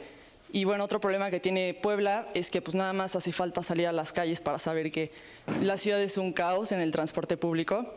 Y bueno, esto también, aparte de causar contaminación, reduce la productividad de las personas y el crecimiento o el desarrollo económico en la ciudad. Entonces, mi pregunta es, ¿qué propuesta tienen para atacar estos dos problemas en conjunto, en transporte público, calidad del aire, y bueno, también que muchas personas se transportan en bicicleta, por ejemplo, y la construcción de la ciclovía pues es meramente recreativa y realmente no funciona para lo que debería? Pues mira, muchos temas, pero interconectados, como bien señalas. El sistema de transporte público sí es un caos, sí se necesita reestructurar. Yo considero que es un servicio público, aunque sea parcialmente financiado con dinero privado. Es un medio negocio, son concesiones, muchas de ellas. Pero es un servicio público y al ser un servicio público tiene que estar sujeto a la reglamentación del Estado. Entonces, ¿a qué me refiero con que se tiene que reestructurar? A que se tiene que encontrar un mecanismo de financiamiento, incluso con participación del Estado, que yo quiero promover que el municipio participe también, en este caso el municipio de Puebla, los municipios que les toque, para su propio financiamiento, de modo que tengas servicio de transporte moderno, eficaz, rápido, seguro, como dijimos hace un rato, y no contaminante. Pero lo tienes que hacer así, como con un esquema no de una concesión tradicional, donde unos hacen negocio y otros se friegan, ¿no? Desde el contrato de los choferes, que están a destajo, que están por persona que suben, persona que les pagan. Entonces, por eso andan correteando, por eso hay accidentes. O sea, necesita una transformación de fondo, una transformación en donde no se evada la responsabilidad del Estado de proveer parcialmente, por lo menos, o sea, participar en el financiamiento de lo que es un servicio público, claro. Y la otro tema era sobre… ¿Perdón? Las ciclovías, sí, claro. Traemos un proyecto muy padre justamente de ciclovías. La idea es construir a ras de suelo, no de esas cosas, unos 130 kilómetros en la capital. Promoveremos el uso de la bicicleta, también en las demás ciudades importantes del estado, porque sí es un transporte alternativo que debería de usarse más y más y más.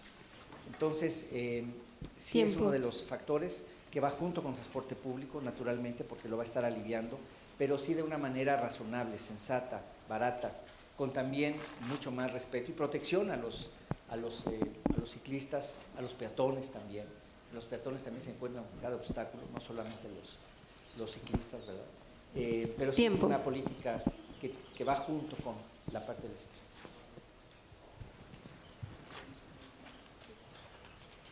Necesitamos revisar el transporte y la movilidad en general y tener una propuesta integral.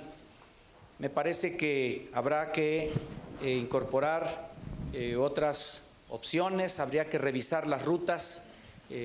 Los comerciantes del norte de la ciudad, Central de Abasto, se quejan de que ya se cayeron las ventas y que no hay un fortalecimiento del comercio. Seguramente con esos problemas habrá que también considerar otro tipo de mercados, pero volviendo al tema de la calidad del aire, es muy importante tener acciones integrales que mucho tienen que ver con los automóviles, otra parte tendrán que ver con las industrias y en suma poder encontrar que el aire tenga pues el nivel de la calidad mínima que se requiere para una vida digna. Y dentro de la movilidad, otras opciones como aquí se ha expresado respecto al uso de la bicicleta, Estamos en pláticas con los productores de bambú de la Sierra Norte para que las bicicletas sean de bambú, por ejemplo, y eso ayude en varios frentes a poder tener desarrollo y para tener también un ecosistema, un medio ambiente restablecido. Que todas las personas, sin distinción alguna, ya sea de su género, de su raza indígena o su clase social, tienen acceso al Internet y a la información sin ser excluidos. Y lo que conlleva también que la implementación de estas y que alienten a denunciar de forma digital genera cambios en el sistema de nuestro medio ambiente y afectaciones tales como la contaminación de la atmósfera por generar el consumo de energía excesivo. ¿Cómo implementarían ustedes algo que no afecte a nuestro medio ambiente, no solo de Puebla, sino todo el mundo? Bueno, esto me da chance de comentar algo que no dije la vez pasada, que era sobre las energías renovables, que sí se pueden impulsar mucho en Puebla, tanto la parte eólica, que hay ese parque, pero se está proponiendo que tengamos otros 2 más, y en las granjas de energía solar, que también deberíamos de impulsar, pero sobre todo que en las casas, en los lugares normales, cotidianos, aunque no sea el consumo mayor, sí genera conciencia. Aunque no sea una resolución del problema ambiental, sí genera conciencia de la importancia y por lo tanto de conservar energía, de cuidarla, etcétera, ¿no? Yo en su casa, digamos en mi casa, el hotel que tenemos aquí en Cholula, producimos prácticamente toda la energía con el sistema fotovoltaico. Entonces sí es importante. ¿Cómo hacerle para el tema del consumo de energía con denuncias, decía tú, de Internet? Sí veo que la conectividad es muy importante para muchísimas familias. La propuesta sí es que tengamos conectividad en todos lados. Sé que también es una propuesta del gobierno federal, habrá que asegurarse que eso ocurra. Y en términos de energía también hay, así como de lo del agua, que la puedes cultivar y la puedes tener in situ, digamos, y los baños también que tiene biodigestores y que por lo tanto no contaminan y no necesitan drenaje en esas comunidades donde no valga la pena poner un drenaje. Lo mismo con energía eléctrica, también puede haber soluciones, hay soluciones tecnológicas que permiten tener generación de energía eléctrica totalmente descentralizada para poder dotar de eso, y todas son renovables, no son, todas son renovables. O sea que eso permitiría sí poderse conectar, hacer lo que haga falta, sin generar un problema mayor, ¿no? Pero bien dices, Puebla tiene que poner su granito de arena. No vamos a resolver el problema del mundo, pero sí vamos a poder, por lo menos, impulsar en Puebla lo que nosotros hagamos y ser un ejemplo para el resto, ¿no? A partir del 2005 iniciamos un importante programa para hacer metano a partir de los residuos de las granjas porcinas, llegando a tener un poco más de 30 proyectos en empresas de medianas a grandes, en donde pudiéramos evitar la contaminación y obtener ese metano que luego después nos daba electricidad a través de la combustión con motores al respecto. El primero que se puso se hizo en Atlisco.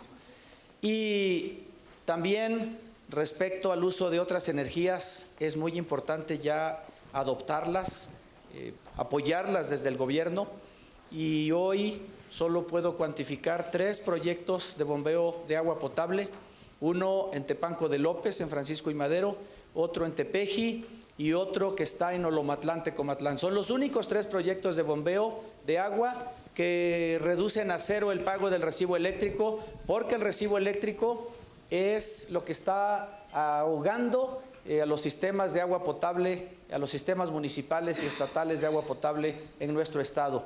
Por tanto, el uso de las energías renovables, limpias, es algo ya urgente para aminorar los impactos del cambio climático y también para poder impulsar el desarrollo.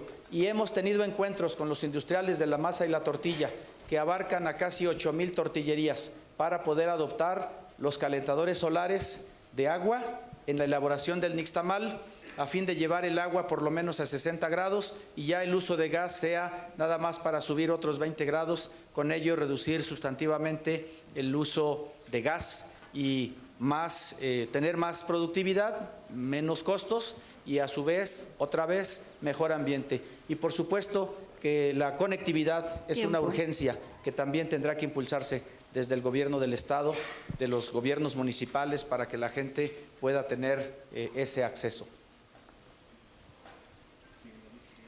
Agradecemos a los candidatos por su interesante presentación. En estos momentos damos inicio al bloque de conclusiones de ambas partes. Cedo la palabra al candidato Alberto Jiménez Merino. Estimados jóvenes, me da mucho gusto que se interesen por los temas políticos. Yo he conocido muchos jóvenes y casi todos me han dicho: no, la política a mí no me interesa, no me gusta, qué fea, qué sucia. Y yo lo que les he respondido es: les guste o no les guste la política, solo asegúrense de estar cerca de donde se toman las decisiones para que puedan influir, ya sea como candidatos que vayan al frente, o ya sea como auxiliares, o ya sea como secretarios particulares, pero es muy importante que estén cerca de donde se toman las decisiones. De otra forma, nunca van a poder influir. Y ya para resumir un nuevo comienzo, solo quiero decirles que el fortalecimiento de la educación es también algo básico en nuestra propuesta. Y en la educación, yo he sabido que a los jóvenes les niegan sus primeros trabajos por no tener experiencia. Estamos proponiendo el servicio social universitario remunerado para que los jóvenes puedan tener una formación práctica antes de que terminen su carrera.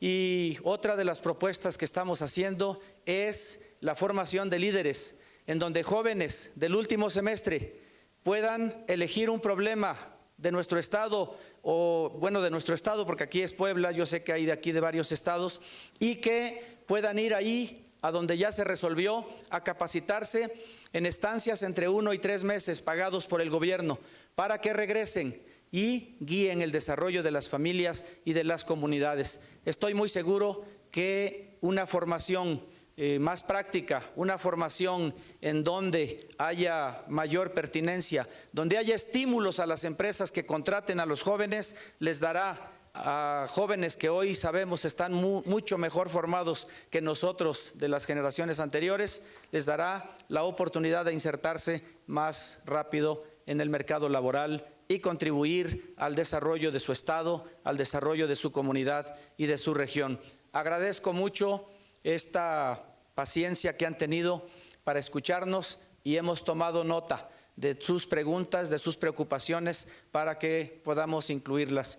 Ya dije, un nuevo comienzo no es lo que yo vengo a prometer o lo que vengo a compartir. Un nuevo comienzo es tomar la voz de los poblanos para hacer las mejores y tener las mejores propuestas. Muchas gracias.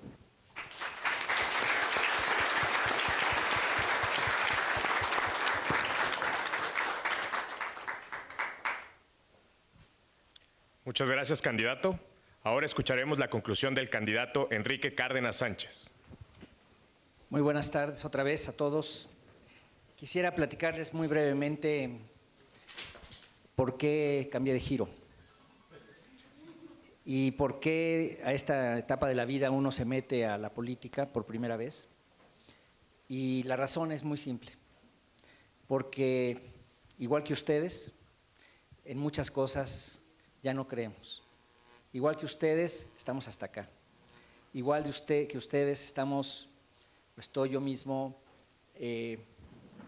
harto de que el poder público esté tan alejado de los ciudadanos.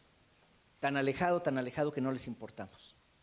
Esa es mi convicción, no les importamos. Y se nota que no les importamos. Por un lado están los ciudadanos por allá, y por otro lado está la clase política tradicional, por otro lado. Y yo estoy de acuerdo con lo que dice el candidato, tiene razón. Para poder influir, y ha sido una cosa, habrá que estar en el poder público. Pero yo les invito a lo siguiente. Lo repito esta frase porque está muy fuerte. Es de Platón y dice: las sociedades que se desentienden del poder público están destinadas a ser gobernadas por los peores. Está gruesa, ¿verdad? Hasta te vi la cara que... Pues sí es cierto. Digamos, ¿por qué entré yo a esto? Porque tuve una tremenda frustración a que después de tantos años, de tanto esfuerzo, de tantas personas, de pronto llegamos a la implementación del Sistema Nacional Anticorrupción. ¿Y saben qué pasó? La clase política que estaba en el Congreso, en el Senado en particular, dijo, ¿sabes qué? Está muy bien que vengas como organización civil, aquí platicamos, tomamos café, nos cuentas, nos dices, nos sugieres, pero ¿sabes qué? Tú no representas a nadie. Y el poder más bien está de este lado, me decían. Así es que, ¿tienes tele? Ahí te ves. Palabras más, palabras menos. Esa fue la reacción de 3 senadores de diferentes partidos. ¿Tienes tele? Ahí te ves. Hazle como quieras. Y bueno, eso fue lo que me movió a estar aquí. Eso es lo que me movió a decir hasta aquí y hay que hacer algo. Si puedo hacer algo, lo voy a hacer. Sé que tiene riesgos, sé que está cañón. Sí, como dicen, sí es cierto, la política esa es muy cochina. Pero tenemos que redignificarla. Porque hay gente buena, Alberto es una gente buena.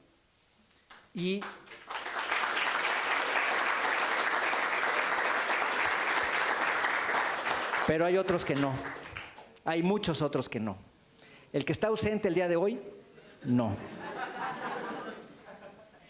El que está ausente el día de hoy no es así. Discúlpenme, pero no es así. Lamentablemente gente como él ha deteriorado el sentido de la política. Y la ha hecho tan sucia que uno cuando dice, me decían, ya estás listo para meterte ahí, que no sé qué, digo, bueno, ya fui a Martí, me compré mi traje de buzo, espero que haya sido suficientemente grueso para aguantar. Y bueno, ahí vamos aguantando. Pero vamos, el punto central es, si necesitamos todos de involucrarnos de alguna manera. Y hoy, como diría Fox, hoy la manera es asegurarnos que podemos los ciudadanos retomar la vida pública.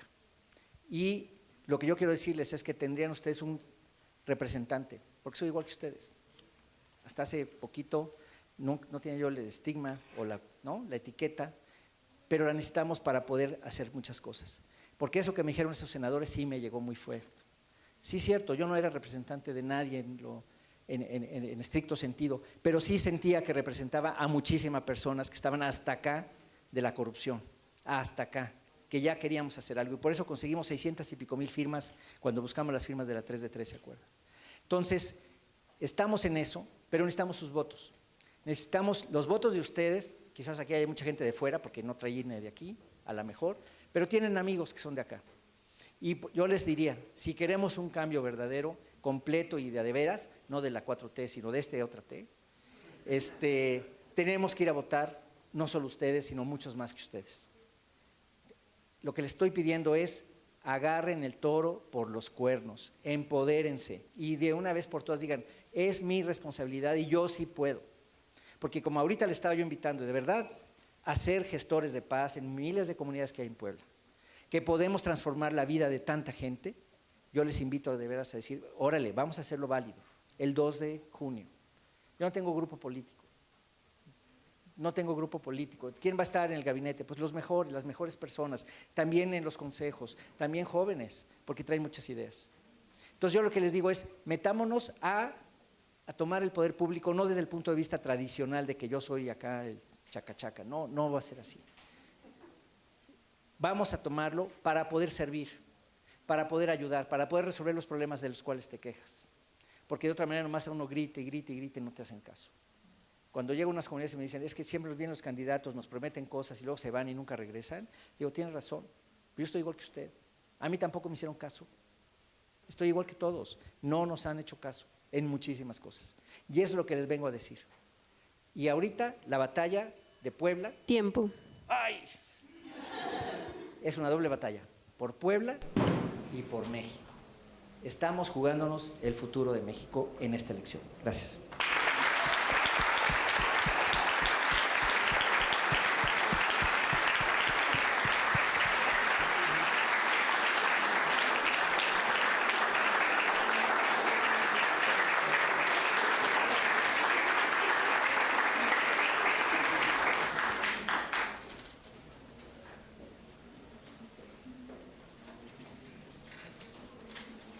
Bueno, muchas gracias por acompañarnos. Esta es la última sesión de preguntas. Solo son 3 preguntas para finalizar, son de temáticas generales, por lo que les pedimos que por favor sean concisos. Son las últimas 3 preguntas.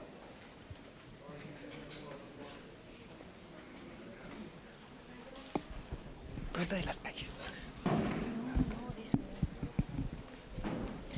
Bueno, yo quiero saber cuáles son sus propuestas en el sector agropecuario, ya que considero que es un aspecto que se ha olvidado mucho. Y yo quiero saber, pero propuestas sustentables para el desarrollo rural, para el cuidado del agua y del suelo. Gracias.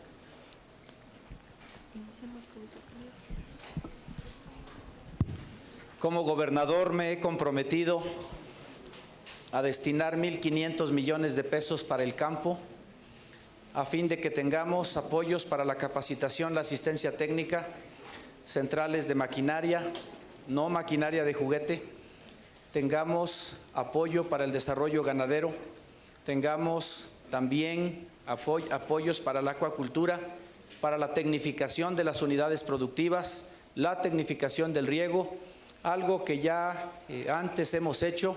Entre el 2005 y el 2010, el gobierno del Estado destinó 1.000 millones de pesos por año.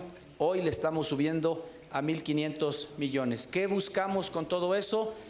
Asegurar la alimentación de las familias más pobres, darles seguridad alimentaria a los pequeños productores, a las zonas urbanas y periurbanas, y también integrar cadenas productivas de abasto a fin de elevar la productividad de todos los principales productos de Puebla, tanto la cafeticultura, la caña de azúcar, los granos básicos, pero sobre todo la fruticultura y la floricultura.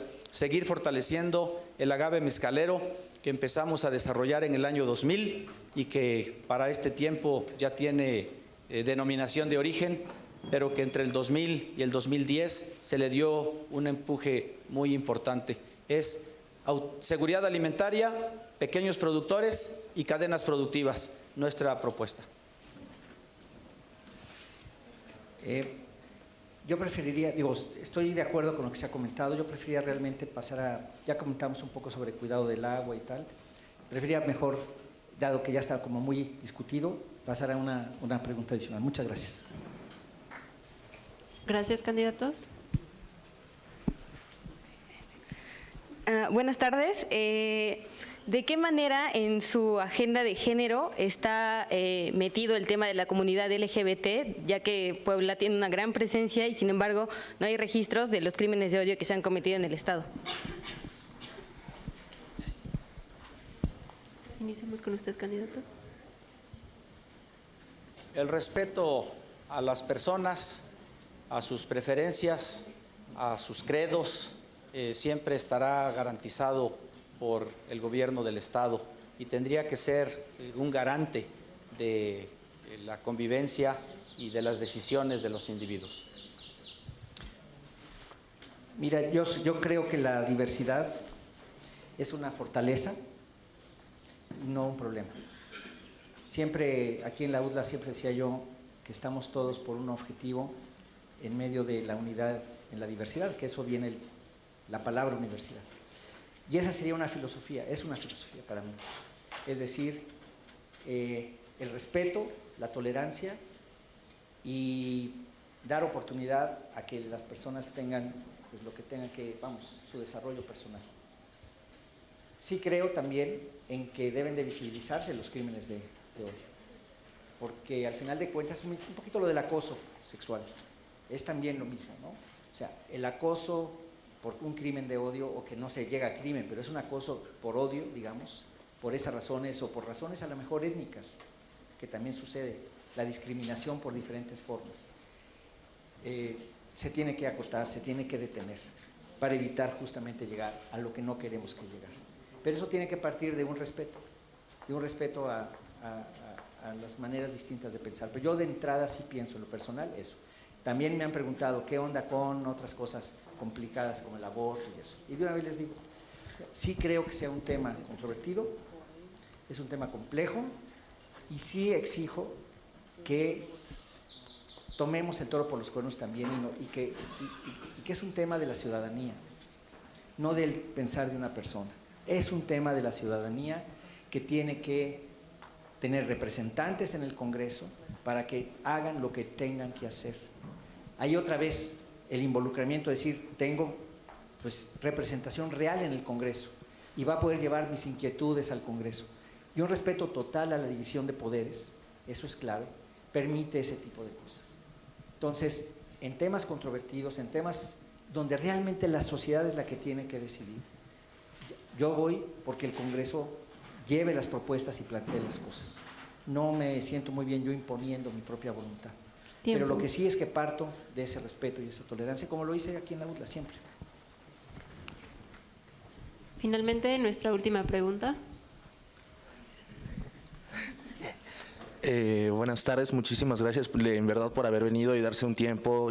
Sabemos que las campañas cumplen con un tiempo y gracias en serio que vengan a cumplir nuestras necesidades, saber qué pasa con ustedes y qué propuestas tienen. Y ya derivado que estamos hablando del tema ciudadano, realmente, como lo dice el candidato Cárdenas, es muy lamentable nosotros como ciudadanos o como organizaciones tenemos el acceso a ahora sí, al Estado o a las más legislaturas. Así que mi pregunta es, si ustedes quedaran como gobernadores, ¿cuál sería el acceso o cuáles serían las facilidades para que los ciudadanos y las organizaciones, asociaciones civiles, tengan realmente un acceso a estas, ¿cómo se llama?, a esa participación? Porque realmente, como podemos ver, pues no somos ya un agente pasivo a la toma de decisión. Candidato Alberto Jiménez. La participación política es una decisión unipersonal y lo que las autoridades tendrían que buscar en todo tiempo es promover la participación de los ciudadanos en las distintas tareas, en todo aquello que abone a una buena convivencia, a todo aquello que abone al desarrollo de las comunidades, de las regiones, y por supuesto estoy seguro que cada partido político estará haciendo el impulso de sus jóvenes, de sus nuevos líderes, de sus futuros dirigentes, y si algo yo pudiera decirles hoy, hay que participar. Hay que participar a veces para poder conocer qué es lo que está sucediendo en el entorno, para poder encontrar a otros que con la misma similitud de pensamiento y de objetivos puedan sumar sus capacidades y al final hacer equipo. Esto es de hacer equipos, hacer grupos de personas para superar los obstáculos, para superar la problemática que hoy y siempre se ha tenido y que seguramente en el futuro habrá otros problemas, pero al final es promover la participación social. Yo no le tengo miedo a la participación social. Hay quienes luego se aíslan y no escuchan y por eso nos han heredado problemas y complicaciones. Creo que el poder comunicarse y el poder promover que la gente participe ayuda y facilita a encontrar soluciones. Yo soy convencido que el gobierno no puede solo, que necesita de la sociedad, que necesita de las organizaciones civiles, que necesita de la participación no nominal sino real. Es decir, como esto que les estoy comentando, que se metan a los cuerpos de generadores de paz. O las comunidades, no lo comenté antes, en las comunidades, en las colonias más vulneradas, buscar que se organicen a través justo de estos gestores, que ellos puedan ayudar a esa organización local, que decidan qué quieren hacer en su comunidad y que el gobierno pueda dar materiales y la gente mano de obra. Están muy acostumbrados a eso, las faenas en el campo, los tequits, ¿no? El tequio que se llama también. De modo que hay una participación a ese nivel de tierra, de plano. Escuchando mucho a las organizaciones civiles, la mayor parte de las propuestas que traemos aquí son de organizaciones civiles. ¿Por qué? Porque están basadas en evidencia, están basadas en conocimiento, en trabajo, no son ocurrencias, son reales. Y yo me quiero convertir también, dado que vengo de una organización civil, justamente en alguien que le da plena entrada, plena entrada. Así es que sí digamos, no solo estoy convencido, lo estoy haciendo en este momento. Y la otra es lo que ya les comentaba, participación en diferentes niveles, ya de decisión, de supervisión, de cercanía. La caja de cristal que les comentaba, igual. Entonces, sí es una especie de tomar el poder, no por el poder digamos, se toma el poder para poder hacer las cosas, para servir, no para servirse de él, ¿no? Está cañón la diferencia. Entonces yo les invito, de verdad les invito a que agarremos el toro por los cuernos. Ya me quedé al final, pues no tuve que cortar la frase, pero sí es, de verdad, esta elección es por Puebla, muy importante, y está entre la barbarie, porque sí es de verdad la barbarie, y una cosa sensata. Y por el otro lado, México sí necesita un contrapeso, y queremos ser un contrapeso. Queremos ser un contrapeso aquí en Puebla que permita poner un freno a cosas que se están haciendo que no vienen al caso. Gracias.